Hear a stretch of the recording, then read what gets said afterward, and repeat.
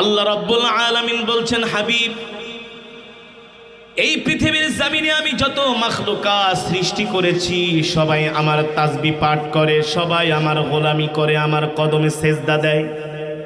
দেয় কি দেয় না? আরো জোরে বলেন, দেয় কি দেয় না? আল্লাহ তাআলা বলেন, হাবিব, আমি আল্লাহ কারো ইবাদত করি না, কারো তাসবিহ পাঠ করি না, কিন্তু আমি আল্লাহ আপনার নামে দুরূদ পড়ি। কে বলছেন? আরো জোরে বলেন, কে বলছেন? আল্লাহ বলছেন, হাবিব, আমি কারো ইবাদত করি না, কারণ আমি তাসবিহ পাঠ করি না, আমি কেনই বা করব? আমি তো সবকিছুর মালিক। ঠিক কিনা বলেন?